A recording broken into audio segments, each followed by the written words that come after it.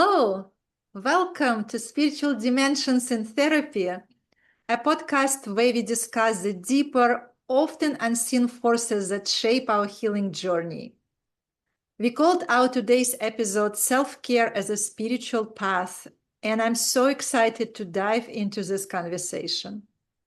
Yeah, me too. Self-care can sometimes feel like a buzzword, but when we look at it through the lens of spirituality, it really becomes something much deeper, like a sacred practice. And research really shows that, acceptance, non-judgment, unconditional positive regard, accurate empathy, and the ability to have mutual respect with your client can really lead to positive outcomes. And to get there, that's what we might call the heart. And to have that heart really is a spiritual practice. We don't learn a lot of that in school because we're learning more of the intellectual concepts. Um, and we often come to this work because we are wounded healers ourselves, so to speak. Yes, yes, exactly. For me, this whole life journey, becoming therapists, becoming helpers, started with life challenges. Started with the search for meaning, search for tools that would help me to survive and grow, and tools that would help my family. You probably know the saying, God or universe won't give you more than you can handle, right? You hear that all the time, right? Yeah. Yes. I really never found it very helpful to hear something like this in the midst of a crisis. Oh. What we really want to hear in those moments, it's going to be okay. You will find your way through. And my favorite quote, and I even have this quote on my fridge, is everything will be okay in the end. If it's not okay, it is not the end. Mm. That's such a powerful reframe. And I think your story really embodies that. It's true. It's true. And people often see me as a very curious person, full of energy, and they often surprised to learn about some real struggles and challenges that I had in the past. Immigration was one of my big challenges. It cut me off my cultural roots, my support system, and it happened around the same time when I was navigating my son's medical illnesses, medical conditions. There was a moment in my life when I sat in a hospital room contemplating whether my children will survive, whether they will be able to find path in life because of their disabilities. And I really didn't know how I'm going to support them, how I can do it. And my husband at this time was just diagnosed with a life-threatening illness himself. Yeah, wow. So the future was really, really unknown, and it was very bleak and very dark. So I felt like on some level I died on this day, and on another level I also was reborn Mhm. because I loved my children so fearlessly. I knew that I had to find light, I had to find hope. Um, I had to trust that universe is gonna support me, support them, and I wanted to share this energy with my family. So this is how my journey started, and there were a lot of twists and turns on this journey. A change of career, exploration, meditation, connection with nature, connection with art, different trainings, wonderful friendships. All those things brought me where I am right now. Yeah, yeah, you really had some positive, we call positive growth from trauma, right? Some positive transformation because you made those conscious efforts to make that happen. Asking how am I going to survive this mentally, right, and emotionally and spiritually. Those things really do challenge us and become transformational. Right, right.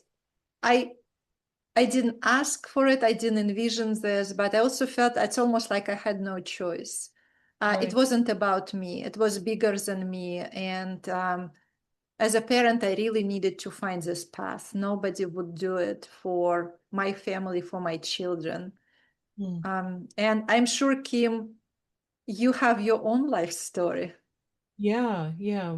Many of us, as I said, don't come to the profession of being a psychotherapist or clinical social worker, psychologist, licensed counselor, or psychiatrist without having our own story, right? Yeah. And for me, I would say like a theme of my life is how to grow through. We don't come through life without suffering, for sure, as the Buddha said, right? And another book title, or a book title I think I often think of as when bad things happen to good people. Um, and we wonder, yeah, why is this happening to me and how can I survive it? I've certainly had my share of PTSD and intergenerational PTSD, as my grandmother was a survivor of World War II from England. And I've had other instances happen to me, almost dying after childbirth. My daughter almost didn't make it as well. Well, thankfully, she's here today, and so am I. And other traumas that happened to me along the way that really pushed me, as like it did you, Lana, to say, how do I incorporate this, and how do I grow from it? And once that transformation happens, it really sets you on a path of trying to find of an inner journey, I would say.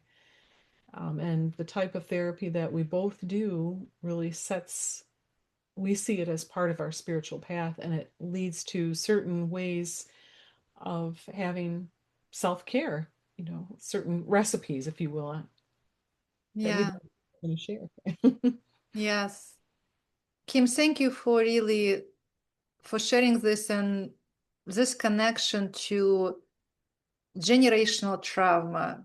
Something this is some of us aware of this. Other people might not even know their family lineage, but on many levels they might be affected by stories that happened to their parents and grandparents. And I'm from Russia, and when you were talking about World War II, I was thinking also about my mom, who was born 3 months before war started, before the occupation of Russia started. Everything, like the fears that people experienced, the loss of human life, relationships, the scarcity, it's definitely became an imprint for her and for many people through Europe. So, as we will be thinking and talking today about self-care, as we thinking about self-care for ourselves, I like to think that whatever we're doing, we're also sending this wave of love and care to generations that came before us and generations that will come after us. Yeah. Yeah, so let's think about recipes that we have in our books of self-care. Yeah, so we want to define what we mean by holistic self-care. It's when a lot of people think of Kelgon, Take Me Away, an old commercial from the 80s, bubble baths and spa days. And hey, those are still important. We need those.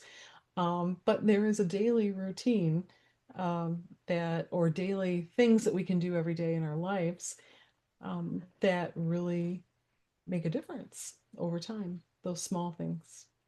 Right, right. And this whole topic of self-care really returning us back to who we are and where we exist. It's what's happening inside ourselves, what's happening on the outside, what kind of air we breathe, what do we eat and drink, what is our relationship with food, what are we thinking, feeling, and sensing, how do we express ourselves in the world. Are we really able to enjoy our physical bodies? Do we move enough? Do we play enough? So there is a lot of questions that we bring in here in this topic. Hopefully, we will be able to cover them all, at least partially. Yeah, let's kind of walk through some of those together. Yes, yes. So I would like maybe to start with breathing.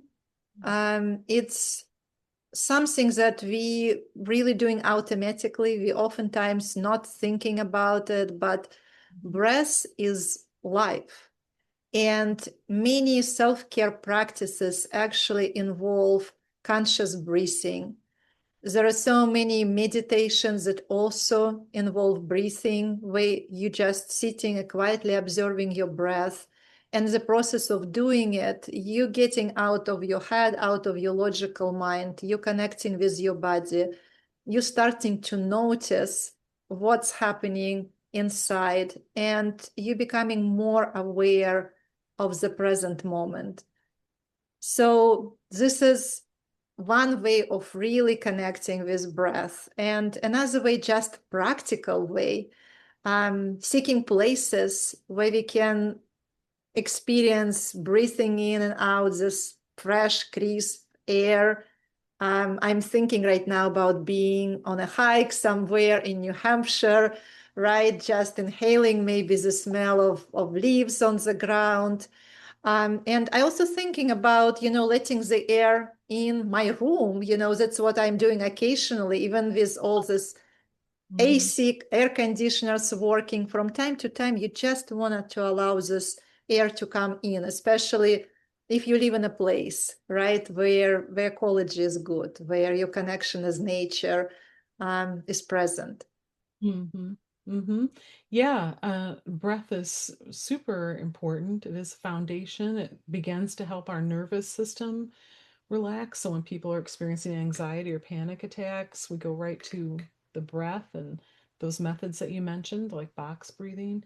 And breathwork practitioners, that's really kind of exploding lately in the holistic health field because, like holotropic breath work helps, or even Dr. Joe Dispenza does some breathing, that this type of breathing can help you contact the pituitary gland in the brain, which gives you access to higher consciousness, so transforming your experience. For some people it can become almost like a psychedelic experience.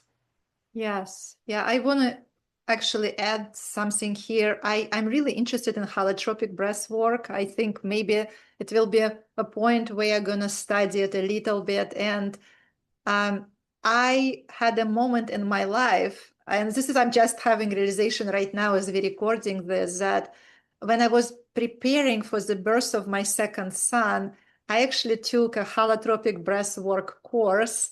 It was kind of like um, those this enlightenment and this interest and holistic self-care just was taking a root in Russia at this moment. So I actually did it with my husband as we were imagining to going through our own birth, like doing little bit rebirthing exercises and clearing energy for our second child to arrive.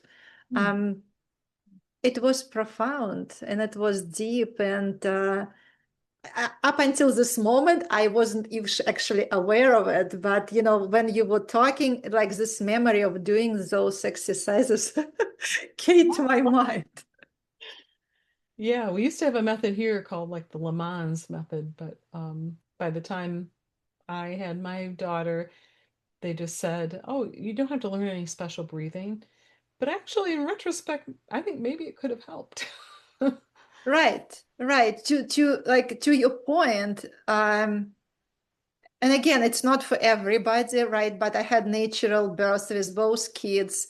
I was so grateful that I learned some techniques, breathing in a certain way to relieve pain, moving my body in a certain way to really, go through those phases of childbirth. So it's just another good example how breath is actually can shift your perception of pain, how the breath can create a space where you can experience more calm, Mm. even in the midst of something big, scary, transformative, something like a childbirth. Yeah, yeah. Yeah. And movement is another pillar, like yoga, tai chi, mindful walking, and even doing, you may have heard of doing your chores kind of mindfully, washing the dishes and really focusing on it. I personally like to listen to YouTube or something when I'm doing things I don't enjoy, like household chores. Yes. Yes, we actually underestimate how much simple things, right? Maybe walking to a grocery store instead of driving, or cleaning your rooms, or dusting your bookshelves, how those things can be part of our self-care routine. And the key is not performance, of course, right? The key is this experience, and also I, feeling our presence, feeling our connection with the moment as we're engaging in those practices. Well, and yoga is a whole spiritual movement practice, right? Both self Right, and the postures and the movement really energize the energy, the life force energy, which helps raise your consciousness, expand your right. consciousness, your awareness, opens your heart, your ability to love. Yes, yes. And isn't this how yoga actually started? Not just an exercise, but it actually was a spiritual practice, right? It's like it was something that was unimaginable just to do that as an exercise. It was a way of living, experiencing the world. And it's good to see that on many levels. I think we're returning back to those roots, and we're recognizing there is different types of yoga, and different types of yoga practices can be good for different people and might be better for one condition or one situation versus another. Yeah. In the spirit of looking at all aspects of human existence, I also want to mention eating, Mhm. because eating, we cannot survive without food, but food is such a mirror. How we choose to prepare our food reflects, and how we choose to eat it. It can really either reflect love, or it can reflect absence of care, or even addiction. Mhm. Mhm. Yeah. I work with a lot of people that have a difficult relationship with food, um, in the realm of like addiction or an eating disorder. And intuitive eating, is really important. What does your body want? Learning to listen to your body. But that requires having, often for many of us in trauma, the body is the scene of the crime, if you will. So it makes Mhm. it hard to be in your body and experience food. So, asking ourselves, what is our relationship with food and where does that come from? Um, how does it affect your day? The Yeah, what you eat can change your energy as well. right. And in many ways, and again, this thought just coming to me right now, that our relationship with food, it's kind of follows the same path as our relationship with people. We don't want to be too restrictive with it, but we also want to have certain control around our habits, and we want to have certain healthy boundaries. We also need to be able, and our relationship with food starts with thinking about how we shop, what we buy, what we bring in our house. Because if it's a supply of healthy uh, food, then intuitive eating might work well. But if we want to have intuitive eating, but we don't really have the food that nourishing, that would make us healthy, then intuitive eating wouldn't be possible. We need to have foundation. Um, and so for me, for my family, at some point, I really needed to revisit how we're shopping, what we're actually buying in the store. And when I'm buying things right now, I really would like to know if those plants, or if it's a meat product, if those animals were raised with care. um, I would like to know, and I would like to believe that whatever energies they transmitting to me, it's coming from a place of life well lived. And sometimes it means paying more for food, or choosing where you shop, and maybe even going to your local farms when you're shopping for food. But I do believe on a spiritual level, it makes difference. Mm. Mm-hmm. Mm-hmm. Yeah, like I found, I look at it too as energy. And through some meditations, I had gotten messages to really eat well, eat more. I'm a plant-based person. And I found that starting my day with greens, with cooked greens, I know it doesn't sound good, but you do get used to it. But actually, the energy I get from that. I say would because some days I haven't been too consistent with it, honestly. But yeah, that when I've been able to do that on a more consistent basis, it really makes a difference. Right. And many of the spiritual practices often can involve a diet that helps harmonize your energy. Yeah, I'm a little bit cautious with the word diet Oh because yeah, yeah, I mean not yeah, diet, your control, but just your overall what. choices, right? Choices. Yeah, yeah, yeah. I know what you mean. I just didn't want people who would Yeah, listen to us to think that we're proponents of diets. It's actually opposite. yeah. Um, yes, I had a thought here. Oh, yeah, I know what I wanted to say. Um, we learning about what it means to eat healthy all the time. And the recent discoveries that I made about whole foods, I think I intuitively kind of know it, but it was good to know that right now it's supported by research that if you eat a lot of whole foods, then the matrix of foods that those things contain actually affecting your gut, your microflora differently. In many ways, it's just an additional confirmation um, for us, an invitation for us to return back to really cooking and choosing this food that hasn't been processed. On holistic level, it really helping us to feel better, not just in the moment of eating, but 30, 20 minutes, an hour later, several hours later. Overall, it's changing how we're experiencing ourselves. Hmm. Hmm. Yes. Yeah. And that changes our energy level, as does having good sleep, right? Sleep is the foundation to all of our health. So sleep is the foundation to all good health, and it's a spiritual practice too. It's also expression of love and care if we're able to really notice our normal um, way of going through lives, right? Those shifts when it's time for us to go to bed, when we can really prepare ourselves and honor our sleep by creating a place that feels comfortable, that where we don't bring our devices, the place that we just reserve for rest. So it affects us on so many levels. I personally know when I don't have enough sleep, or if I maybe even if I have 7 or 8 hours of sleep, but if I go to bed too late, then I'm waking up and I'm just out of my juice. Mm. Yes. Yeah. Yeah. And so much of this is about protecting and enhancing our energy. Yeah. Right, right. Yeah.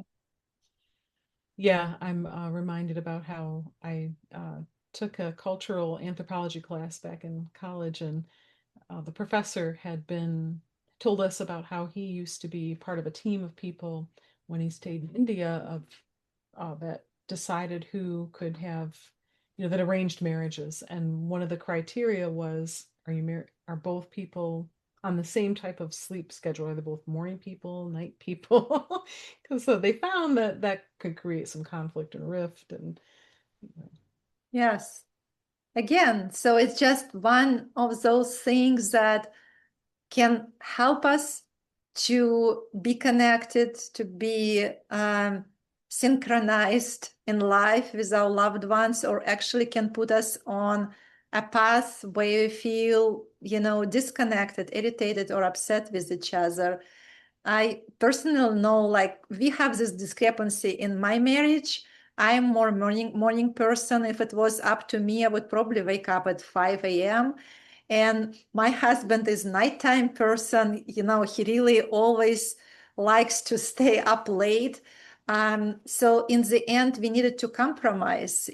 I'm now going to bed later than I would probably want to do it, but he also tries to compromise by waking up earlier. So we found something that works for us, even if it's not ideal. But Mhm. I do believe that for many couples, for many partners, it's important, especially if, and here I just want to honor the fact that for some people it's not possible, right? If you have this time of job where you're working during daytime and your partner working during nighttime, unfortunately, this is how life is for you right now. But if you have an option, a possibility of synchronizing your bedtime and waking hours with your partner, it's a good thing to do. It really Mhm. helps on many levels.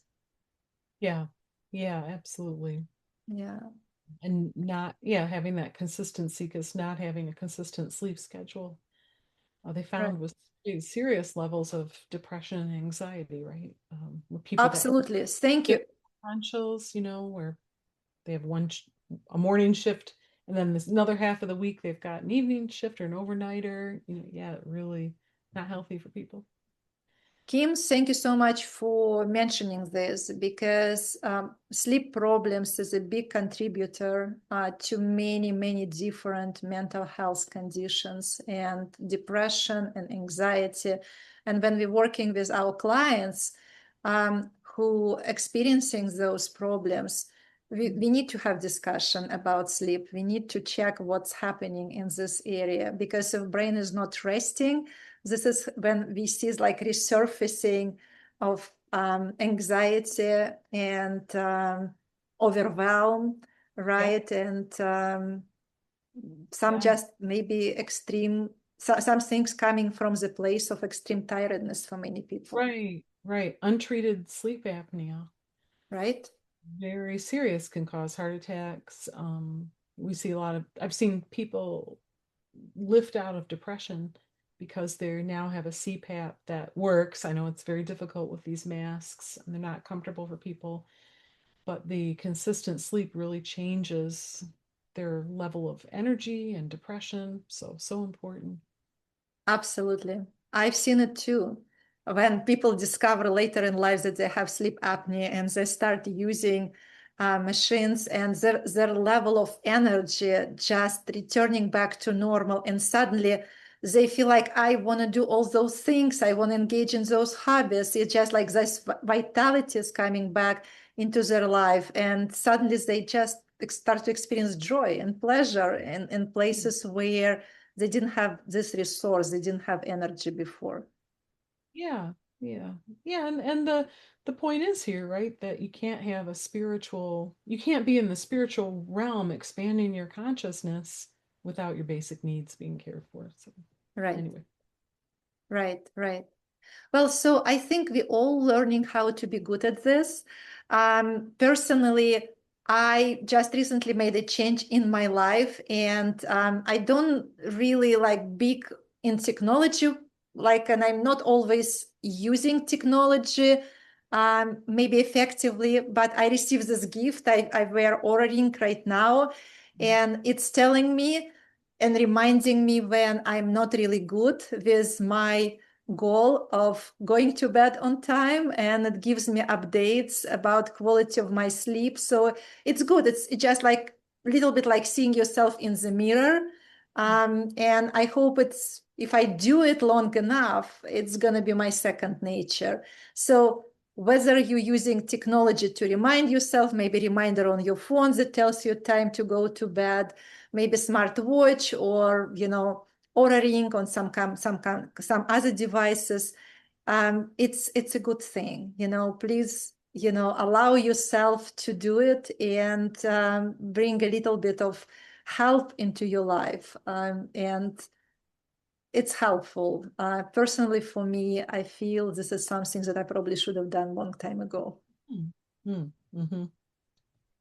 Well, I also think that we need to maybe talk a little bit about our thinking and the way we express ourselves in the world, because self-care also means noticing our own thoughts. How do we think about ourselves? What do we think about world around us? How we think about our relationships? All those things actually defining of how we feel about this place where we are in and our future. The negative thinking, that's where therapy can really help. Along sometimes the combination of medication and therapy, or I find that after one of the symptoms of PTSD, is depression, and other symptoms, anxiety. When those symptoms are healed, it's so much easier to have positive thinking. Then after that, you have to maintain that. I try to start my day with, I develop my own, I'm not saying this has to be everybody's routine. This is mine that I'm using right now, starting the day with meditation, then a little bit of journaling, and because I'm up early, but and then I do listen to some positive affirmations. And I used to think those were hokey, but they actually work because if you're repeating them in your mind, that message is getting through. Yes. And there is nothing wrong with affirmation. And they work if we create space for them. But if our mind is full of negative thinking, if we're trying to put a layer of affirmation on the top of it, it's just not going to work. Yeah. And yes, and examples that you provided, Kim, journaling and meditation, those things, I do believe it's a foundation because this is how we create this space. Mm-hmm. When we're slowing down our thinking, when we're observing our thoughts, when we can detach from them, and when we can notice that this is just one way of thinking about situation and there might be others, this is where we create the space that then can be filled with hopeful, helpful thoughts that help us to cope, that help us to maybe look forward in the future and find energy to create this future. But I do think that the most important foundational thing is creation of the space and this ability to actually noticing, not just running those thoughts on automatic, loop. Yeah. Noticing them, creating a pause, and maybe then changing or replacing, but first really noticing them. Mm-hmm. And in IFS, we'd be noticing which parts are these coming from. So IFS does give you a model or a way to work with your thoughts. Right, right. And we also experience the world through our senses, sight, sound, taste, our five senses: sight, sound, smell, taste, touch. And those can either overwhelm us. Like I always think about the time I went to Super Walmart and became very overwhelmed by the 10 TVs playing. They've quieted Walmart down since then, but it was a lot to take in, even had to like relax before I could drive. But there's, you may have heard of forest bathing. Forest bathing, Stanford University Center for Longevity, they've cited 971 studies that prove that forest bathing, which is simply just being out in the forest using all of your five senses. So not necessarily, notice that you're like thinking or trying to work through everyday problems. It's becoming more mindfully present, noticing the birds, noticing how it feels to be walking on the earth, noticing the sun sparkle on the lake if you're near a lake, or what animals do you hear. So really becoming very present, that actually proved in study after study, all those 971 studies, to boost your immune system and reduce blood pressure and have anti-cancer and anti-cortisol effects. Wow. Wow. It's so wonderful to just,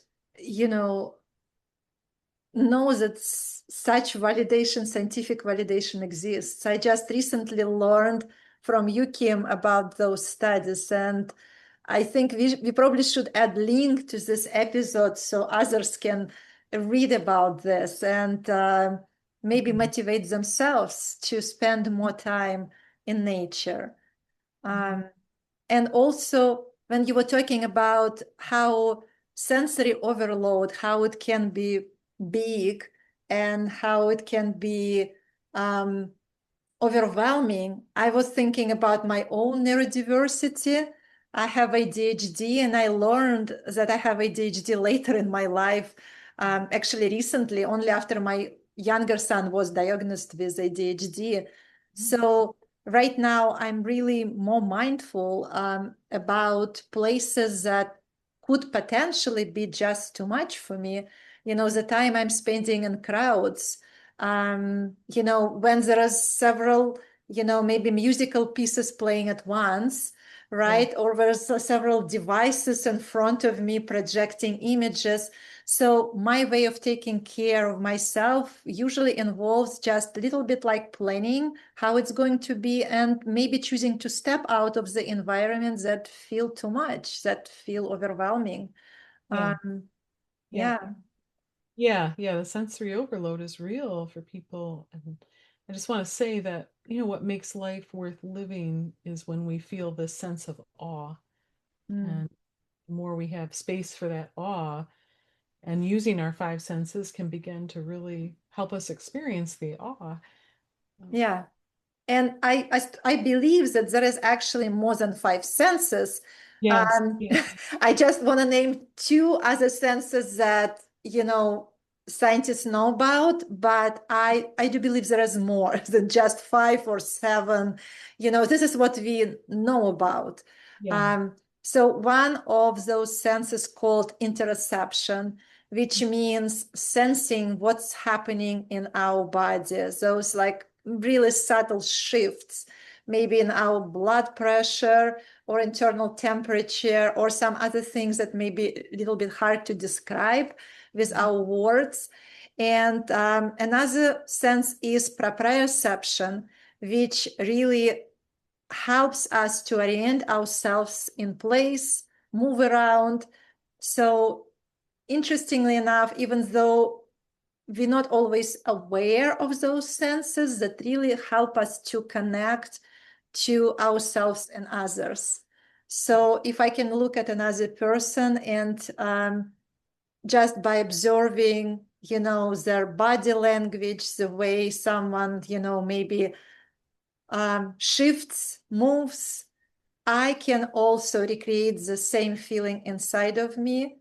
And it's a foundation of empathy. This is Yeah. something that we want to have and be aware of because it helps us to connect with others.